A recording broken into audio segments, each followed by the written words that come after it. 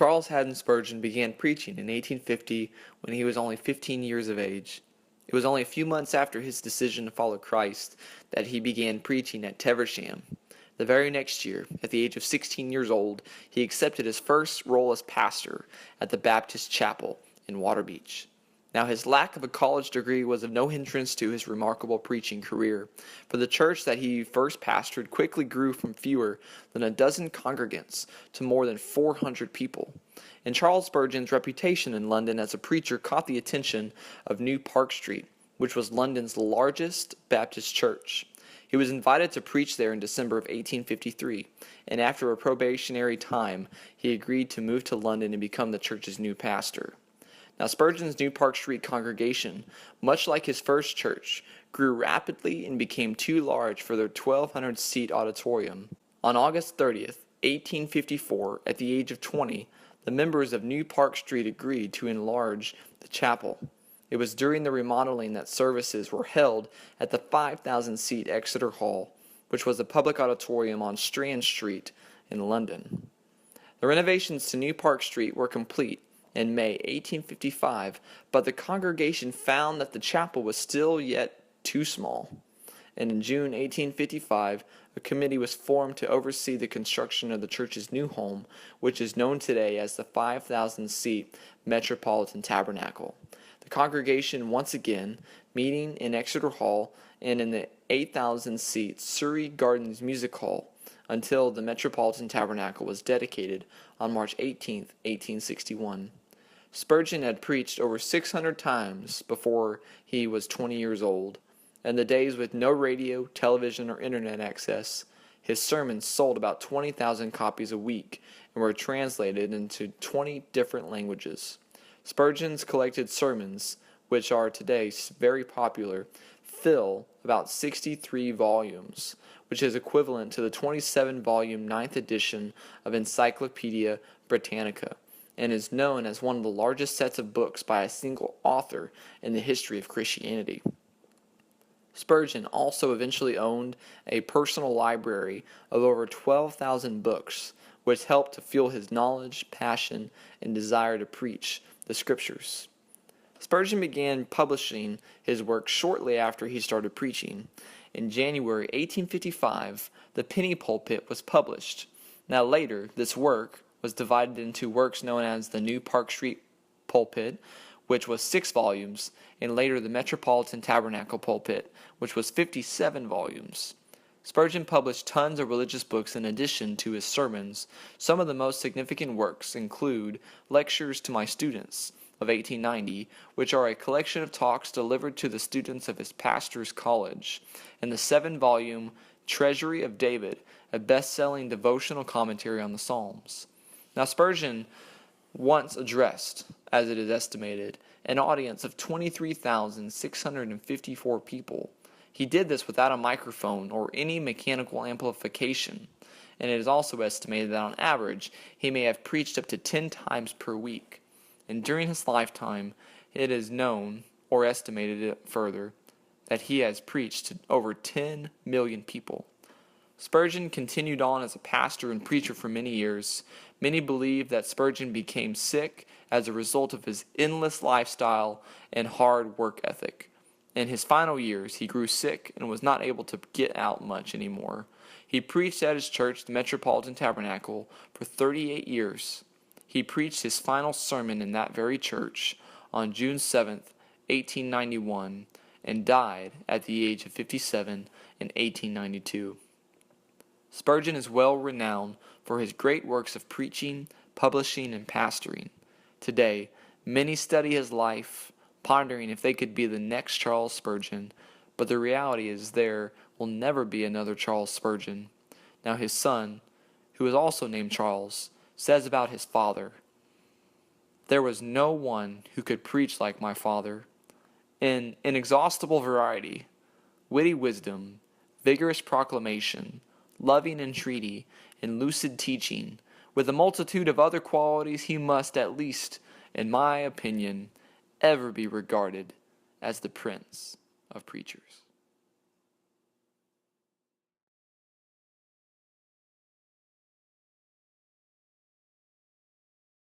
Charles Haddon Spurgeon was a prodigious mind and an indefatigable worker, if one has ever existed.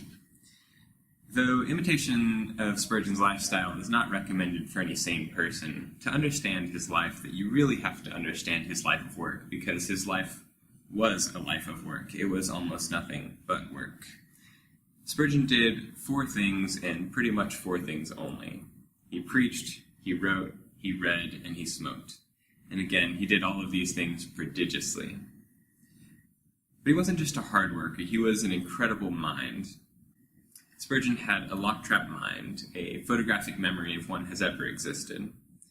Legends say that Spurgeon could read a dense, let's say 400-page theological book in a day, and a long time later could reference something in the book, including the page number. And this is a man with a mind like appears only once a generation. And Spurgeon set that mind to tireless use. He worked constantly. Spurgeon wrote around 500 letters per week on average, and that's just letter correspondence alone, which should be just a full-time job, writing 500 letters a week. He also wrote 150 books. He edited The Sword and the Trowel and contributed to numerous other journals and magazines. And this, of course, is just Spurgeon's literary output. When you combine this output with his humanitarian work and his work at the churches, it just becomes overwhelming to read or think about. Spurgeon himself says, "No one living knows the toil and care I have to bear. I have to look after the orphanage, have charge of a church with 4,000 members. Sometimes there are marriages and burials to be undertaken. There is the weekly sermon to be revised, the sword and the trowel to be edited, and besides all that, a weekly average of 500 letters to be answered. This, however, is only half of my duty, for there are innumerable churches established by my friends, with the affairs of which I am closely connected, to say nothing of the cases of difficulty which are constantly being referred to me." In order to accomplish this superhuman feat, Spurgeon had to work 18 hours per day on average. That leaves him about 6 hours of night to sleep per day. But that's only if he completely neglected his wife, children, friends, and just being a human being. I tend to think that he cut even more time out of his sleep to spend with his wife and children, but even then it would be minimalistic in the extreme. Spurgeon lived an incredibly unhealthy lifestyle of work addiction, and he took great pride in his supposedly Christian work ethic. He paid the price for it with an early death. Spurgeon died at age 57, deeply proud of his constant efforts and convinced that he was doing Christian service. Though normally Spurgeon's work ethic is told as a model to emulate, I think that we should take a moment and take a warning from Spurgeon's lifestyle. Even though he spent 57 years doing prodigious work, he still died, and still neglected his family, and still neglected his friends, and didn't live as a real human being during his life. And so, was neglect of his family, health, and friends really worth it in the long run? He himself said, "No one living knows the toil and care that I have to bear."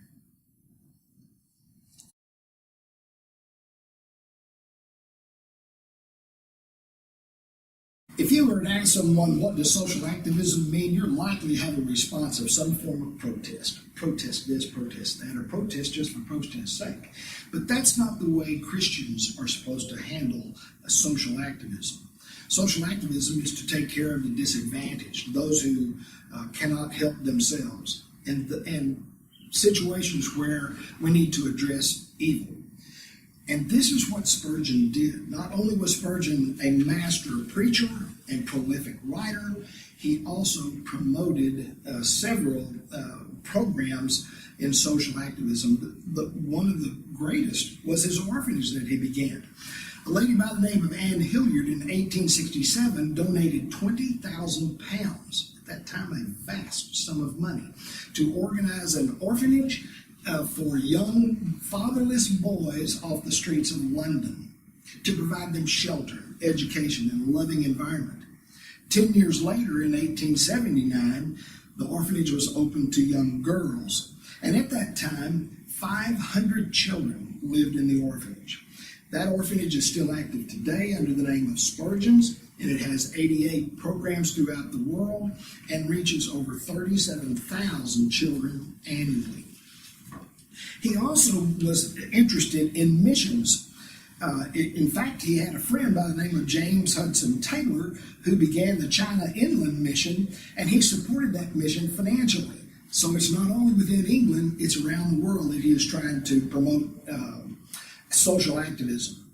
He also directed students and other young men that he knew to apply as missionary candidates through Mr. Taylor for service to the world. In January 11th of 1866, in a message that Spurgeon delivered, he identified the wordless book, and that became a program. The wordless book was used to teach people who had no reading skills and people of other cultures about the gospel of Christ. He also founded the Pastor's College, and this was done in 1856. And I mentioned that he had encouraged some of his students to apply for missionaries' work through the China Inland Mission. But this college was designed to educate young men to become pastors and preachers and to fight the Christian fight within society as well. And his lectures at this college were in several volumes entitled Lectures to My Students. Of significance was Spurgeon's opposition to slavery. When this was going on in England through William Wilberforce, slavery had already been abolished in the United States after the Civil War. And Spurgeon strongly opposed it within England. And on March 4, 1883, he delivered a sermon called The Best War Cry. And from this sermon, he supported William Wilberforce, but he also lost the support of the Southern Baptists here in the United States. He saw the sales of his sermons that were sold to the public make a dramatic drop in sales, but he also began receiving threatening letters, but he held firm. Spurgeon wrote, and I quote, "Not so very long ago, our nation tolerated slavery in our colonies. Philanthropists endeavored to destroy slavery, but when was it utterly abolished? It was when Wilberforce roused the Church of God, and when the Church of God addressed herself to the conflict, then she tore the evil thing to pieces." I've been amused with what Wilberforce said the day after they passed the Act of Emancipation. He merrily said to a friend when it was all done, "Is there not something else we can abolish?" That was said playfully, but it shows the spirit of the Church of God. She lives in conflict and victory. Her mission is to destroy everything that is bad in the land. End quote. The church still has this mission today, respecting the evils that are in our land, including abortion.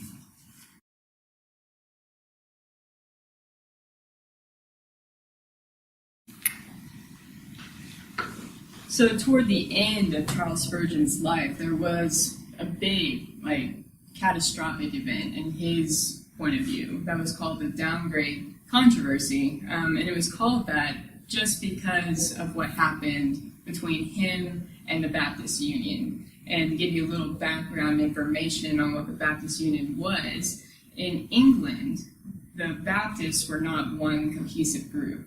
It was split up between the particular Baptists and the General Baptists, largely. And they didn't really have one unified organization or national affiliation, if you will, until 1813. That's whenever the particular Baptists started the Baptist Union. And it didn't have a lot of support at first. It didn't have a lot of funds. Many people just ignored it. Many people just paid attention to the Baptist Missionary Society. That was still going on at that time. But it wasn't until 1863 that it really started to gain ground and support. And among those was the likes of Charles Spurgeon. So he was a part of the Baptist Union as well. But Spurgeon began to notice some things about not just the Baptist Union, but the Baptist denomination in general, that really did not sit well with him. It wasn't called the downgrade controversy at first, but it broke out in 1887. And some historians say that it just swirled around two outstanding Baptist leaders with Charles Spurgeon on one side and John Clifford on the other. But that may not have been the case. And so it started in 1887 and it ended in 1892 with Spurgeon's death. But starting as early as 1873, the Baptist Union, quote, modified its constitution away from a doctrinal to a more functional base. And this made very more conservative Baptist preachers, leaders, very unhappy, including Spurgeon. He did not like that move by the Baptist Union to move more away from like a doctrinal foundation. That really didn't sit well with him.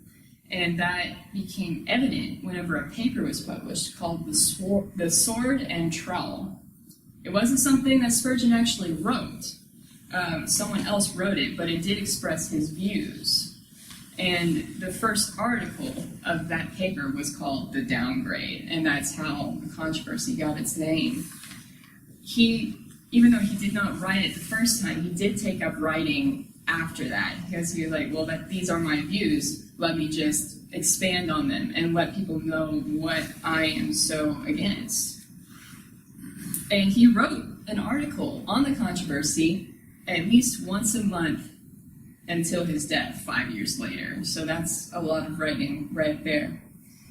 So this was taken out of A Baptist Heritage by Macbeth. He says, it painted a dismal picture of a moral and doctrinal decay in the denomination, with prayerless churches, indifferent laity, and unbelieving pastors who spent their time in worldly pursuits, like the theater, rather than in Bible study and fervent preaching. So those were basically Spurgeon's complaints: decline of prayer meetings in Baptist churches, worldliness of ministers going to the theater and such, and the alleged doctrinal problems among English Baptists. So he said that some pastors held some Socian views of Christ. They were universalists in terms of salvation and didn't have a healthy respect for the Bible. And so Spurgeon took heavy offense at those things and asserted that the Baptist Union needed to put down this conservative doctrinal statement that all Baptist churches needed to follow. But the Baptist Union didn't want to do that. But what the problem was is that Spurgeon said that a new religion has been initiated. This is what he said. A new religion has been initiated, which is no more Christianity than chalk is cheese. He really did not care for the doctrinal decay that he saw among the Baptists. And so the Baptist Union responded. They were like, okay, I mean, if these charges are true, name some names and we'll figure out, what's going on, and we will take some disciplinary measures. But that's also Spurgeon, he didn't want to do that either. So you have two parties who are unwilling to really cooperate with each other.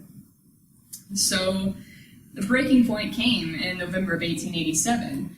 It started in March 1887, so just a few months later in November, he publicly called the Union a, quote, a conspiracy of evil, and he announced his withdrawal.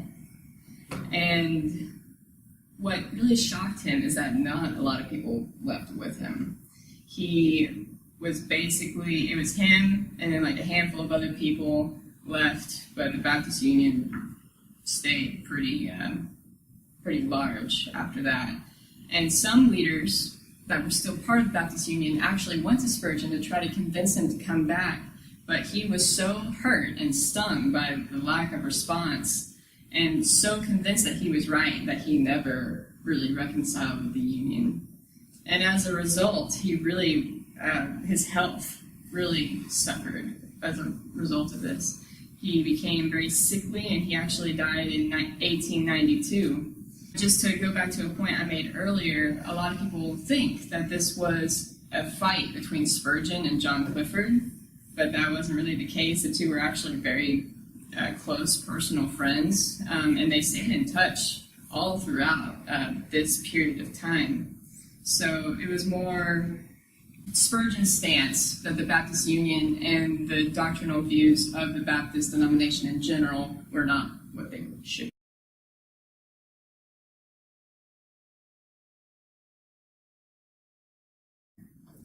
To convey the legacy of Charles Haddon Spurgeon in mere words may be too great a task.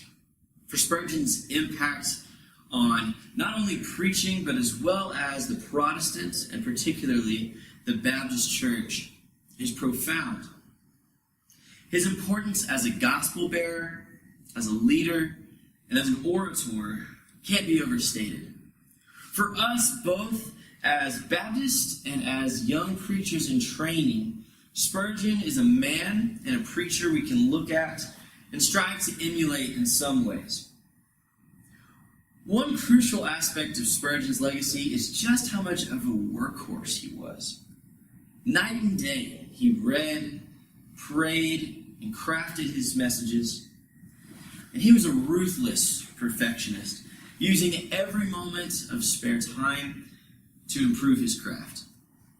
If you look over all of his accomplishments, it's quite astounding what he was able to do within his lifetime. But behind all of that success is a man who wasn't afraid of the grind, who was willing to put in long hours, and he wouldn't rest without putting his time and energy into what he felt like God was asking him to do.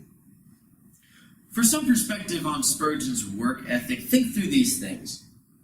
He read 6 books, give or take, each week, getting ready to preach.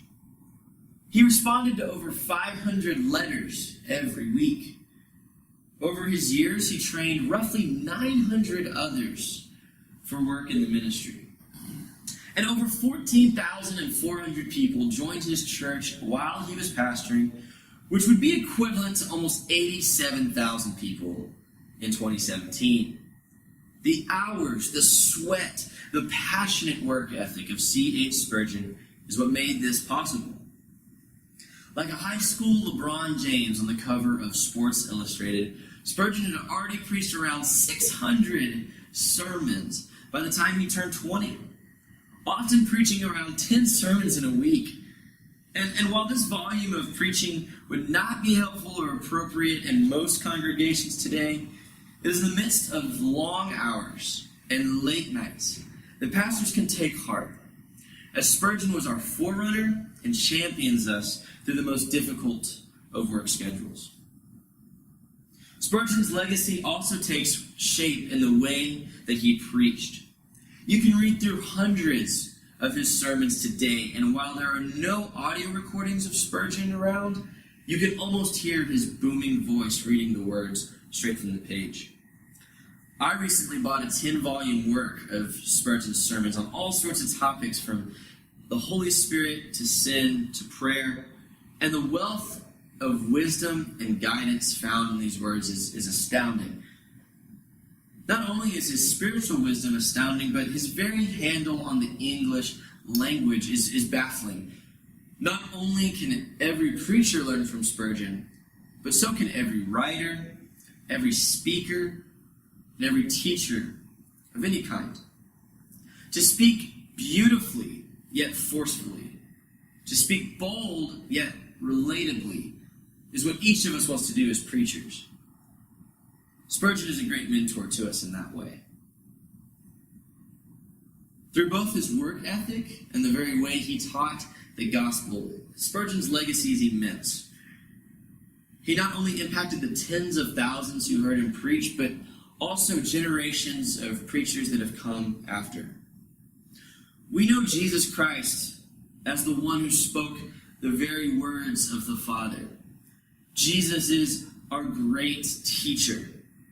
In many ways, as preachers, our ultimate goal is to emulate Christ as our greatest example. But I can't help but read 1 Corinthians 11, where Paul says, "Imitate me as I imitate Christ." And as a teacher, think of Spurgeon. As preachers, we follow in the teaching legacy of Jesus Christ. And perhaps we can do a better job with our preaching if we're to look to Spurgeon as someone we can learn from. When asked about his late father, Spurgeon's son, Charles Jr., said, "There was no one who could preach like my father. He should be regarded as the prince of preachers." And so far, to date, it looks like the younger Spurgeon could have been correct about his father's legacy.